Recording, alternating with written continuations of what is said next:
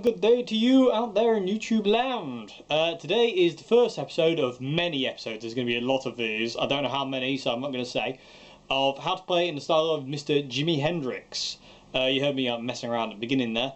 I thought what I'd do first off is I'd show you what I'm going to be using to kind of approximate Jimi's sound in these videos. So, follow me. Vroom. Right, first things first, I have the Orient CR120, and what I've done with the CR120 is I've set the dirty channel up to be kind of Jimi's live sound, which can be the main sound I'm going to be using. I'm going to focus more on his kind of live playing. I'm going to focus a bit on his studio playing, but I think live, if you want to learn to play like Jimi, you need to kind of like, you know, look at him live really to kind of get the vibe. The clean channel I've set up to be kind of more either experienced Axis model of kind of clean channel, and I'll give you a demo of these sounds in a minute. I'm just going to show you what they are. Clean channel I've set, the volume is on 10, bass is on 2, treble's on 6, so it's a very trebly sound. Dirty channel, I've got the gain set to 4.5, bass, middle and treble are all set at 2, volume's all the way up. So that's the CR120, you know, main amplification for these videos. Guitar wise, I will be using the my 62 reissue Mexican Strat. The reason I'm not using that guitar, the one that's on fire next to Jimi himself, is just ease of use really. I can play this one a lot easier than I can that one. It's just a lot easier for me to get across what I need to say on this one. I've got the Jimi hat there. Pedal wise, hopefully you'll be able to see this. It's a bit dark down here, so I do apologise about that. I have a Cool Cat version 2 Danelectro fuzz, that's what I'm using for my fuzz tones, and good old trusty Vox Silvertop wah-wah pedal. Because they do sound different to a standard Crybaby, I think, and I do prefer the sound of a Vox wah pedal, and Jimi only, you know, you always see Jimi with a Silvertop Vox, so yeah, that's the pedals I'm going to be using. Yeah, so pretty much straightforward really. So yeah, let's get into some sound examples, and let's talk about Jimi's tone and what you kind of want to be going for. So let's talk Jimi tone. Well, the first thing I'll do is I'll give you a demo of the sounds I've got set up through the CR120. So this is the clean channel, and like I say, I've gone for this kind of our experience Axis borders love kind of clean, kind of snappy Fender-esque kind of sound.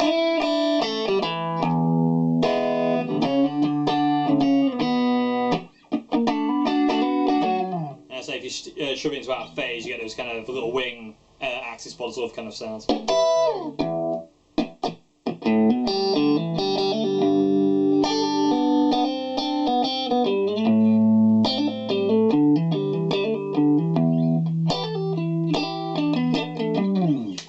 Get those kind of things, which is, you know, I will be using the clean channel a bit to show little bits and pieces, but I say I do want to focus more on Jimi's live playing, because I feel that's where you get kind of a more of an understanding of how he played and you know, that kind of thing. So switching over to the dirty channel on the CR120 gives you more of kind of a grunt, kind of cranked up Marshall kind of sound.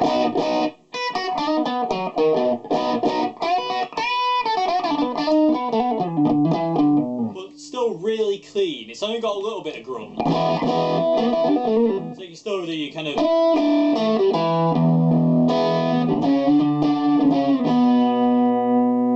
But it kind of just gives you a bit more oomph, kind of like, you know, obviously like, you know, a cranked up Marshall would. One thing to note though, quick, is when you do plug a single coil Strat into a Marshall Super Lead and crank it all the way up, you don't get a great deal of gain. There's a lot of volume and a lot of kind of like girth to it, but it's very clean. It's not distorted. And what Jimi would do is he would have his amps kind of cranked. I don't ever believe he cranked them fully up through my experience with playing with plexes and fuzz pedals, and kind of like trying to find that kind of idea of how to get his sound.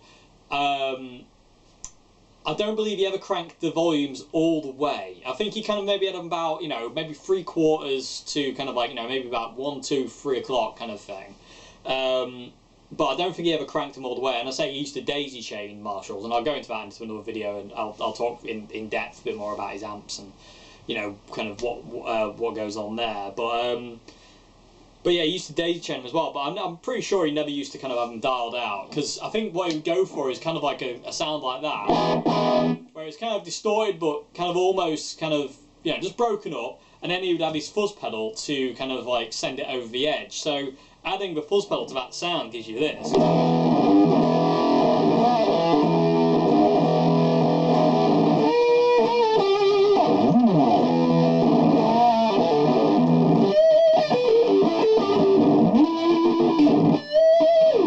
It gives you that, and I think kind of like that was kind of like the main kind of thing he did, was kind of set the Marshalls up to be kind of like semi kind of broken up, kind of crunchy, and then use the fuzz pedal to kind of send it into, you know, the stratosphere, so to say. And then you got the you know, trusty old wah wah pedal.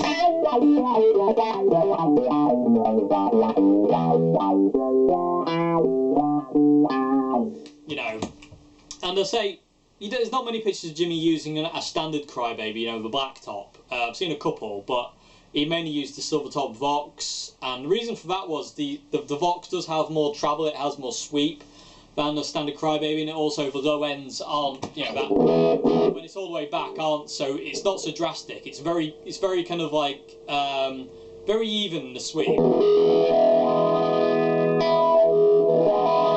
always find a Crybaby to be very kind of like, you know, Tom Morello-esque, kind of like, that's kind of like, I'm using it as an example because I find it very kind of like short and kind of like really quite snappy. So yeah, that's that really. Another thing to note quick is, before I kind of like get into some kind of like playing things for you, so I just wanted to talk briefly about all this, is to get the closest approximation of Jimmy's sound, you will need a Strat with single coil pickups. Or any guitar with single coil pickups, really, because Jimmy's run out using Strats, it does put you in the right mind frame, and the way a single coil reacts to a fuzz pedal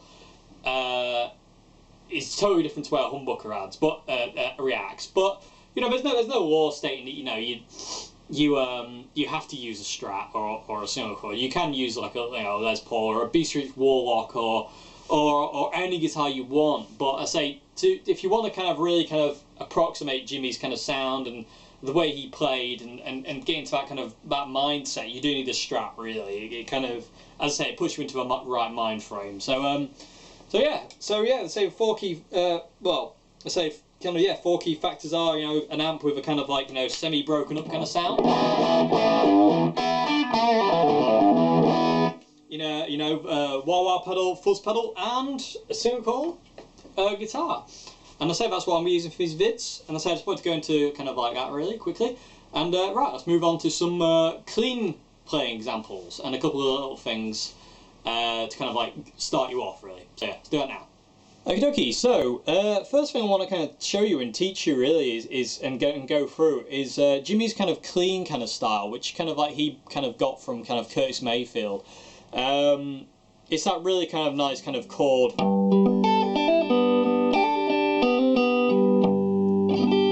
Yeah, really kind of nice kind of chord kind of thing. So what I'm going to talk about here is it's very important.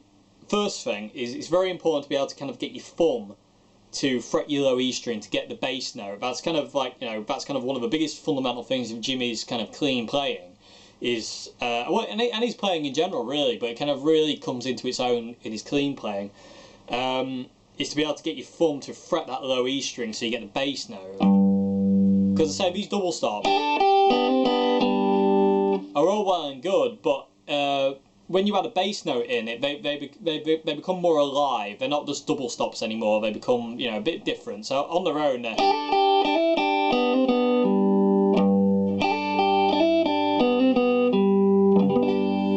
you know, they take on a different kind of life, so to say. So it's kind of important. So first thing, kind of what I'll be trying to do is trying to get your thumb over the top, and if you've never done it, it will take a while and it will be a bit uncomfortable to start with, but eventually kind of like, you know, you will be able to kind of like get the hang of it, so to say. And one of the things that Jimmy in his playing style is kind of important. It's kind of like, you know, he never ever played like this.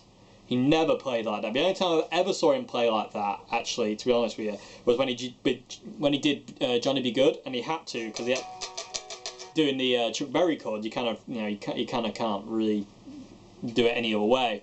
So, you know, that is kind of important to be able to kind of get your thumb. So, second thing I want to talk about is a shape that I like to call the house.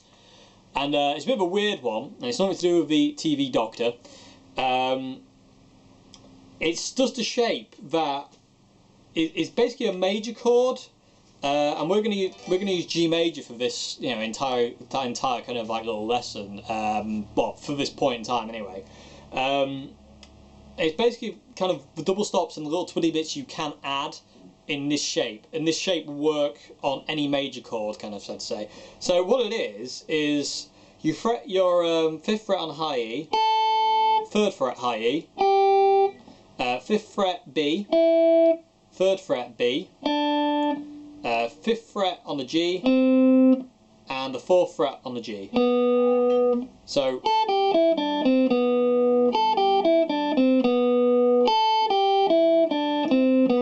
and the reason I call it the house is because you've got like the ground floor, 2nd floor, then you got like the chimney, and then you got the roof. And then you've also, you know, you resolve the note here on your 5th fret on your D string is the root note, and that's technically the smoke coming out the chimney. And I know it sounds a bit weird, but go with me. So kind of, and then you can add your bass note. But with those notes and your bass note, you can do pretty much anything, and it'll kind of like, you know, within kind of reason, it'll kind of sound Jimi Hendrixy.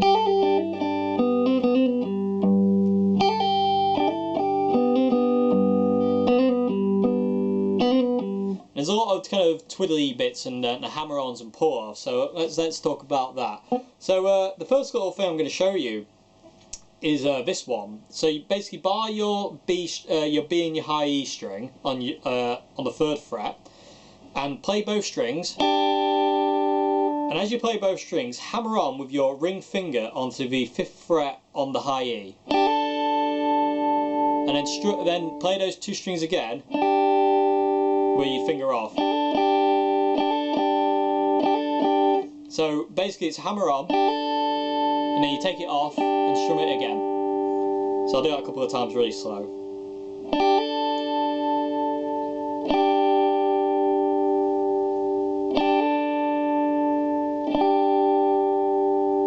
Okay, so that's the first one. The second one I want to show you is on the G and the B strings. So what you're doing now is you're fretting the 3rd fret with your 1st finger and the 4th fret with your middle finger, and you're doing the same kind of thing. So you're hammering on with your ring finger to the 5th fret on the G string, and you're playing both strings. And really be careful you don't kill that B string, you need that to ring out.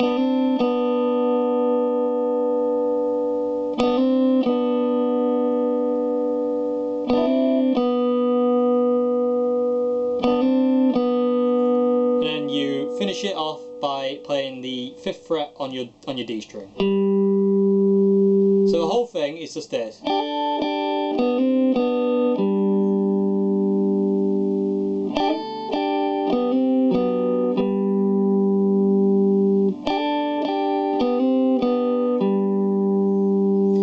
And I say, the really cool thing is if you can get your thumb over the top to add into the low E string on the 3rd fret, which is your G note. If you play that first and then do that, you get that kind of chordal Hendrixy sound.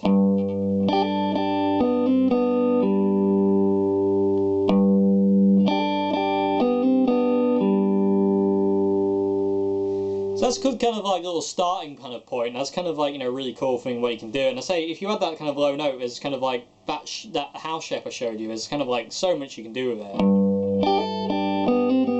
So you got that one. You got.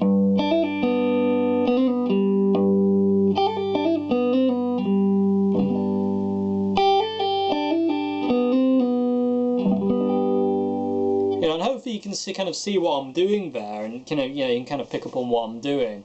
So that's kind of like, you know, a couple of little things. I say it's an introductory lesson, so I'm not going to go heavily into things really. I'm just going to kind of show you a couple of little doodly bits that to kind of like get you off on the right foot really. So that's kind of like, you know, what you can kind of do with a major chord. So I'm going to show you now what you can kind of do with a minor chord. So we're going to go to A minor. So let's do that now. Righty, okie dokie. So next chord we're going to focus on is an A minor. So as I say, Jimmy would never really play the A string. So Jimmy's A minor would be you fret the 5th fret with your thumb on the low E, and then you use that thumb, as I say, to kill the A string, and then you fret the 7th fret. Sorry, I'm losing my voice today. 7th fret on the D string with your ring finger, and then you bar the bottom 3 strings, the G, B, and E, with your first finger. And I say with this chord, if you know your pentatonic scale, you can use any of those notes out of your pentatonic scale to come out with Hendrix licks. So the scale would be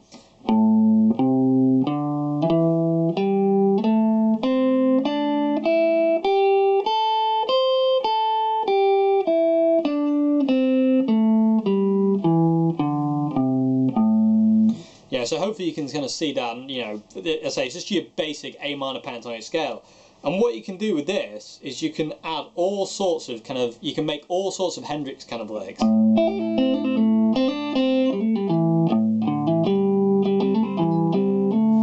it's important to note too that when Jimmy would play in his clean style, if he was playing a major chord, he would play things out of a major scale. That house shape I showed you in the previous example, that just comes out of G major pentatonic. That's all that is. And so if he was playing a major chord, it would be a major pentatonic. If he was playing a minor chord, it would be a minor pentatonic shape he would use to get all his twiddly bits. So so the first thing I want to show you on here is this one, which is very kind of classic Jimmy. So what you're doing is you're fretting the B and the G strings on the 5th fret, and you're hammering on to the 8th fret with your ring finger. And if you can't reach with your ring finger, try with your little finger, because it is a bit of a stretch. So just try with whatever finger's more comfortable for you. And what you do is, as I say, you're fretting both, but you're not playing the G string yet. So you play the B string, and you hammer on to the 8th fret with your ring finger or little finger, and then you pull off. So it's a hammer on and a pull off. And then you finish it on the 5th fret on your G string. So hammer on, pull off, 5th fret G string.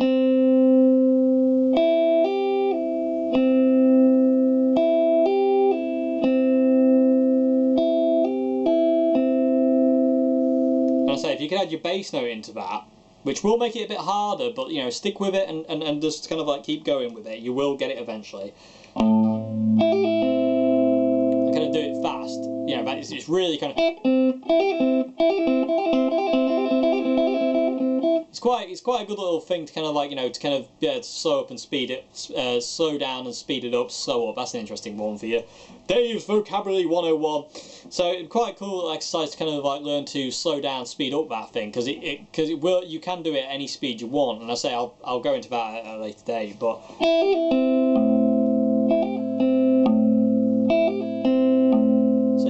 Try doing that. That's kind of like a cool little example. It's quite a cool little thing to do. And the other little lick I want to show you is this one.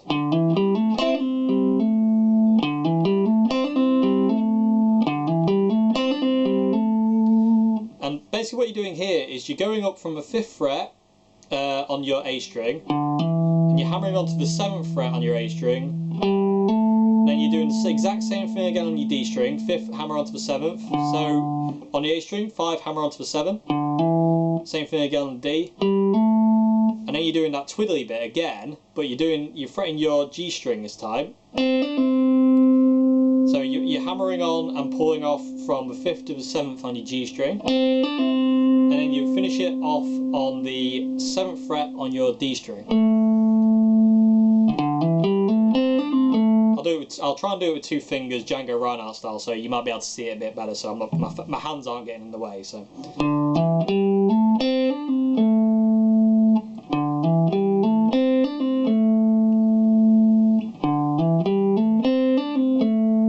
And I say if you could add your bass note into that, it makes it sound even better.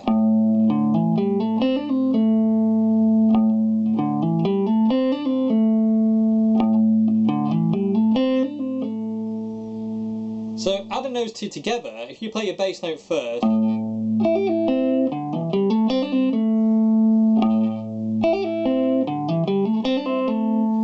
know, you get those kind of Hendrix licks, which are very, very stereotypically Hendrix. And I say if you add in the G one,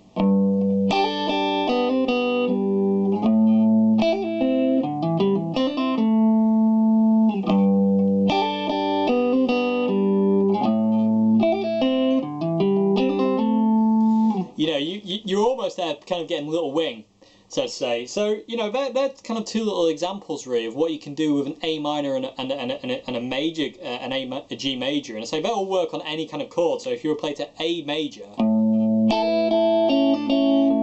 or a B major,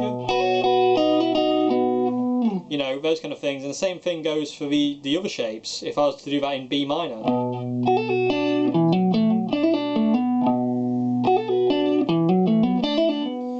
I say it's really important to remember that, I say, when Jimmy played a major chord, he played a major pentatonic, and when he played a minor chord, he played a minor pentatonic.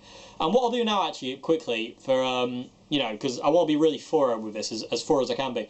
I'm just going to show you those 2 scales. So yeah, I'm going to show you the major and the minor pentatonic scales, and I'll show you the notes. So let's do that now. Okie dokie. So, to cover all bases, I'm going to show you the major and the minor pentatonic scales now. And let's say these are really important to kind of like play in the style of Jimi Hendrix, to know these 2 shapes. So I say I really want to be really thorough with this. I'm going to teach you everything I possibly can about Jimmy that I know about. So yeah. So first things first, I'm going to show you the G major pentatonic scale. So you want to start off on your 3rd fret on your low E, which is your G note. Then you want to go up to your 5th fret on your low E, which is A note. Then you want to go down to your 2nd fret on your A string. 5th fret A string. Then you want to go down to the 2nd fret on your D string. 5th fret D string. Then you want to go down to the 2nd fret on your G string. 4th fret G string. 3rd fret B string, 5th fret B string, 3rd fret B string, high E string, sorry, and 5th fret high E string. And this is the whole shape. So again, I'll try and do it Django Reinhardt, 2 fingers, so my other fingers don't get in the way and try and cloud it. So.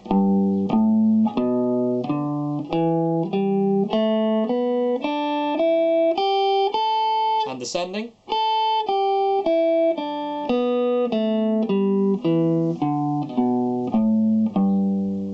One more time.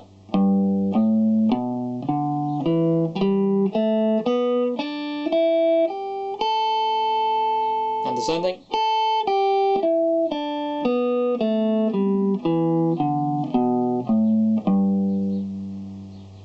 Okay. And a cool little kind of exercise you could get into doing that is to, I say, use your thumb, fret the G note on your low E, and go up that scale using your other fingers, and it'll kind of like stretch your fingers out and kind of get you a bit more used to kind of playing that style.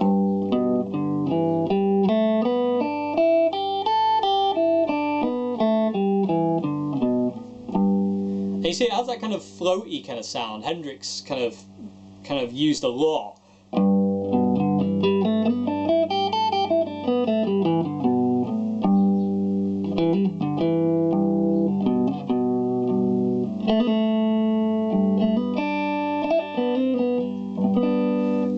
So that's your G major pentatonic shape, and I say that works on any key. Then you know your G major shape. You can use it on any key. So you can use it here on A,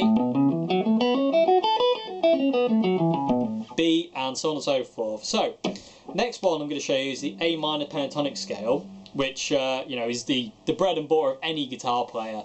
This scale is. So first off, you want to be fretting your 5th fret on your low E. Then you want to be going up to the 8th fret on your low E.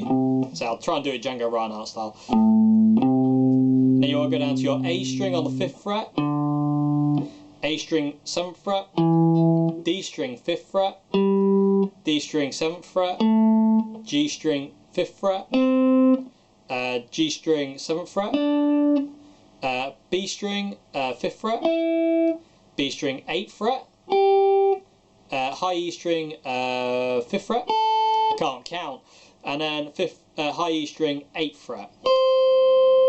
So the whole thing.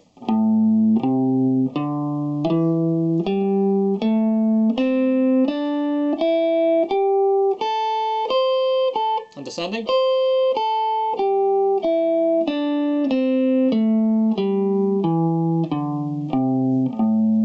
And one more time.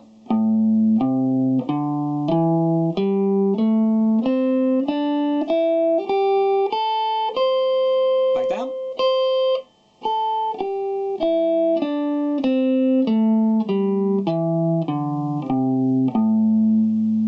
And I say, with this shape, where you thumb over the top, you can, you know, practice the same kind of technique. Oh.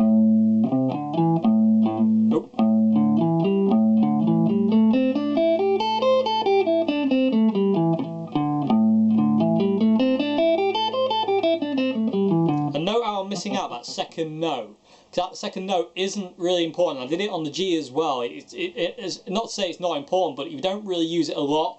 Just focus on getting that note, and I say you can miss that one out, and focus on just droning that low root note. Very messy. So try and do that really, and I say with those you can kind of,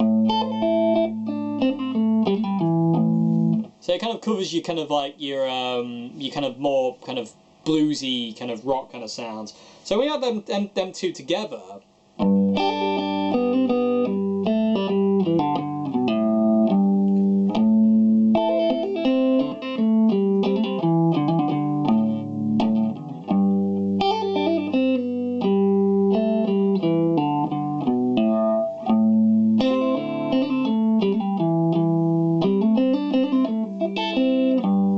You know, you can play around with that for hours on end, just finding those Hendrix kind of style licks, and literally that will be where it all kind of lies. And there is a couple other shapes which I'm going to show you now, in a minute, that are a bit different, and a couple like, you know, kind of little slidey kind of like, you know, things that Jimmy would do. So you know, they're the kind of like the two kind of basic kind of things, you know, the minor and the major kind of like little things you kind of need to know to kind of play in that kind of clean kind of style. And I hope that's, you know, I hope this helps, and I hope it's informative, and if it's not, you know, please let me know below and I will try harder. But yeah, I'm going to show you a couple of other things now, which is really not, which is a real nice thing to sit down and play around with. Which is well, I'm not going to go heavily into theory because I don't want to, you know, I don't want to kind of confuse anybody, because that just kind of ruins it for everyone. So I'm just going to kind of explain what you can do and just sit there and play around. So so this is a cool little thing. This is kind of something that I love to do and sit around and play around for hours with. So I'm going to show you that now. Okie dokie, so to finish off this video, well, the playing part of it anyway, what I want to show you is something you can go away and just have fun doing. Basically kind of very Hendrixy, and it's very good. It's just real good fun to just go away and have a bit of a play around with, really. It's just a little exercise, and it's kind of so to say, but it's a very musical one, and it's up to you to kind of make it as musical as you want. What you want to be doing is we're gonna drone the low E string, so you don't have to fret anything with your thumb. So it makes it a bit easier on, you know, say if you've never used your thumb before or not used to that style. And what we're gonna do is we're gonna use the C sharp minor pentatonic shape, which is just this. Let me do that Django Reinhardt style again for you.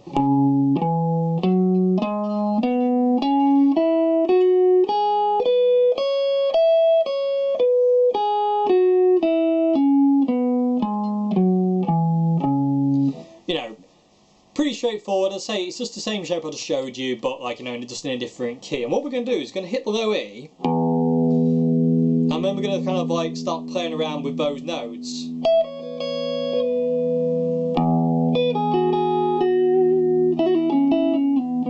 Adding some of those little kind of like little twiddles. And what it gives you is this kind of Hendrixy, one rainy wish, floaty kind of sound. And I say I'm not going to go heavily into this right now. I want to do a whole lesson on this kind of floaty kind of Hendrix thing, where I'm going to talk about the musical theory behind it. But I say for this introductory lesson, I don't want to go hell for leather into it really, because it does take a bit of a kind of understanding, so to say. So let's just kind of focus on the fun aspect of it at this point in time, which it should always be fun. It should never be a chore or boring. If it's boring, you shouldn't be doing it. It's as simple as that, really. So so yeah. So I say, join your low E string and just do one of those little licks. Join it again and do the next one. And they're exactly the same licks as I showed you here, just here. There is no difference in there. It's just in a different key. And then you can start to just play around even more. That's a really nice kind of thing to do. That's just going up the pentatonic scale.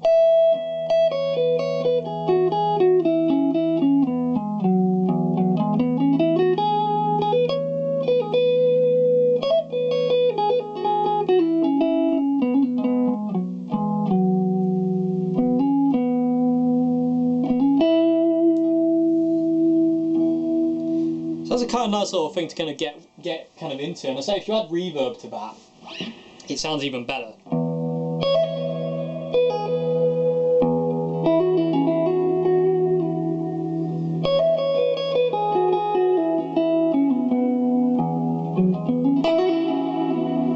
I say different velocities as well in quiet parts. Kind of using dynamics is kind of important.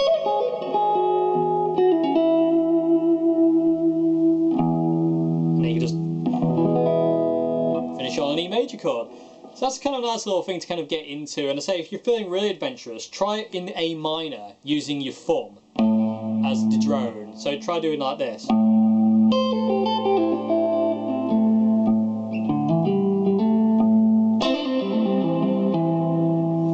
I say what's going on here though is you're not going to have that floaty feel, because it's a different kind of feel. But I say don't pay attention to that now. Just literally focus on just kind of like just playing. No, don't focus on like, you know, how it works or why it works. Just literally just play. It's not important to understand why it works right now. We'll get into that in later videos. Just understand that it's nice and it's fun and it sounds great.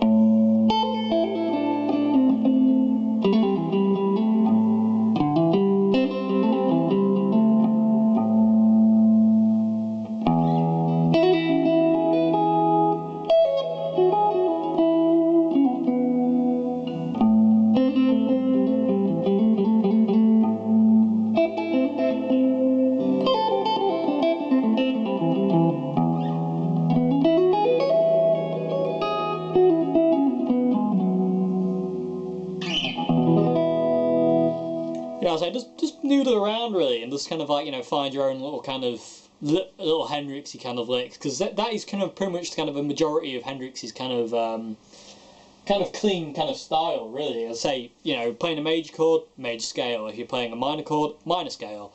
And I say I will get into that floaty aspect in a totally different video, because it does explain. It does require a bit of explanation. So I will kind of dedicate a whole video to that. One rainy wish. And, you know, those real kind of floaty, kind of Hendrixy, psychedelic kind of sounds that he would use. Stuff like, you know, our experience, stuff like that. So yeah, so, you know, I hope you've enjoyed this like little introductory lesson. I hope there's kind of like a couple of things there you can kind of go away and kind of like, you know, just play around with. And hopefully it gives you a bit of understanding about what, you know, Jimmy did in his cleans kind of sound. And I say we're going to focus on that maybe again kind of in the next video as well. But that's the phone ringing. Just ignore that. But yeah, so I hope it's kind of like, you know, it's been informative, and I hope, you know, you get something out of this, which is really, you know, which would be really cool. So let me know what you think below in the comments section. And just to finish off the video, I just kind of want to kind of give you kind of like a brief history of Jimmy's guitar and amp setup, and you know, I just kind of want to talk about that really, kind of not massively in depth, just kind of like brief, but you know, yeah. So let's talk about that now, and you know, I hope this has been informative, and we have a little teaching part, and yeah, let's talk about Jimmy's guitars and amps. Okie dokie, so, you know, I hope you've enjoyed this first video of how to play in the style of Jimi Hendrix. As I say, it's just a little brief introductory video, just kind of show you a couple of little things you can go away and just like play around with more than anything. As I say, don't concentrate on how things work, just have fun with it. Just sit down and just play and just kind of get lost in it. You know, I find that kind of once you kind of like, go down that route of trying to figure out how it all works, it kind of like, you know, it can kill some of the fun of it. So, you know, and we'll be going into kind of like that killjoy stuff later on in further videos. But at this point in time, I just want to focus on just enjoying those kind of like little Hendrixy kind of little things I've showed you, and just kind of like, you know, just sit and play, basically. Just, you know, just sit down and just like really get into the guitar, so to say.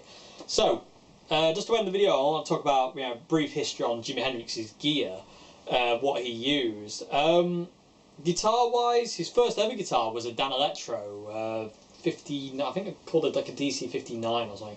A double cutaway one, and he painted that. It was his first major guitar, and he painted that, and he wrote his girlfriend's name on it. And again, it was upside down, so he had the dials up here. That was his first guitar, and that was the one he had when he was in the army, and you see pictures of him with it. When he came out of the army, he kind of changed guitars a lot, and it's kind of a bit hazy at that point of what he had, but after that he moved on to a Jazzmaster, which he used with Little Richard and the Isley Brothers, and there's footage of him on YouTube in the background doing all this kind of cool stuff on an upside down Jazzmaster. Then he went to an Epiphone, I think it's called a Wiltshire. It's like a double cutaway, very kind of funny thin thing with a P90. Then obviously he went to Strats. And you know, and that's kind of like, you know, that transition made history. Apparently, when he was in New York, he would constantly get his guitars stolen because he would just leave them lying around at night, and you know, he'd come in the next day, it'd be gone, and someone would have to lend him a guitar. But I say he did have other guitars as well, apart from Strats. Apparently, he loved Les Pauls. He loved flying V's. You know. Rumour has it that Hey Joe and Purple Haze was recorded on a Telecaster. How true that is, we'll never know. But rumour has it that was recorded on an upside down Telecaster, and apparently it was Noel Redding's Telecaster. And so Hey Joe is supposed to be a Telecaster, and so is Purple Haze. So that's a bit of an interesting fact. But you don't see him a lot with a Tele. You see him with a Strat. He's got a Strat, a white Strat with a Telecaster neck. But other than that, you don't see him with a Telecaster. He had a Jaguar. He obviously had his Flying V's, one that he hand painted, and also his Gibson Custom gold hardware one. He had a Les Paul Junior, Les Paul Custom with P90 and I can't remember the neck pickup. But he had a lot of guitars. But I say the mainstay was his Strat. Amp wise, club days, it was all Fenders, and he also had an amp that when he was in New York. Nobody actually knows what it was. It was probably some cheap no-makey amp. I don't actually know what it was. Nobody knows. From research I found out. He dropped it. It was a little combo amp, and he dropped it. And it did something to it, and it made it sound fuzzy. And that was kind of Jimmy's first kind of like, you know, entrance into kind of using fuzz as kind of an idea. But I say, you know, that's that kind of thing. When he first came over here, say, Are You Experience, Axis Borders Love, most of that is recorded on Fender amps, from what I've found out. And Voodoo Child's Slight Return, interestingly enough, is not a Marshall. It's a Fender Showman, apparently. It was a Fender of some description. Eddie Kramer, Jimmy's producer, he said that he didn't have a Marshall at that time, and in the studio, to record Voodoo Child's Slight Return, it was a Fender Showman. So, so it's a bit of a weird thing. Some of the things, you know, it's whatever he could get his hands on. And live wise, he did start out using Fenders, and then he went to Sun amps. He used a thing called the Coliseum setup, which was just monstrous. Looked huge, and there's pictures of him, you know, stood in front of that. But he didn't like the Sun amps. He found them a bit too bright and fizzy. Then Chas Chandler went to Pete Townsend and asked him what are the best amps out now, and Pete Townsend just developed the Marshall Double Stack. So we said Marshall double stack and Sound City, who had a double stack out as well. So they got one of each, and I say you can see footage of Jimmy with a Marshall and a Sound City. Eventually the Sound City was phased out for just solely Marshalls, and that's that really. In the 70s, late 69, 70s, he used in the studio he used a small box plexi, Jimmy did. Apparently it was cranked all the way up, and he just basically did everything from his guitar.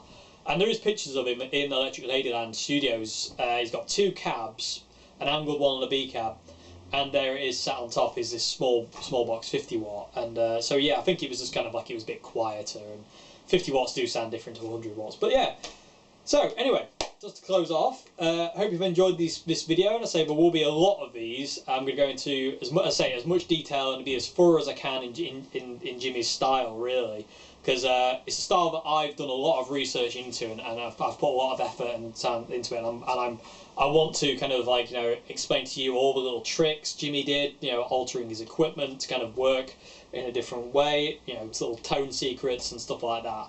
So yeah, I will see you again for another video, and I'll see you again on another How to Play Like Jimi Hendrix video. So have a great day, and I will see you again. Goodbye now.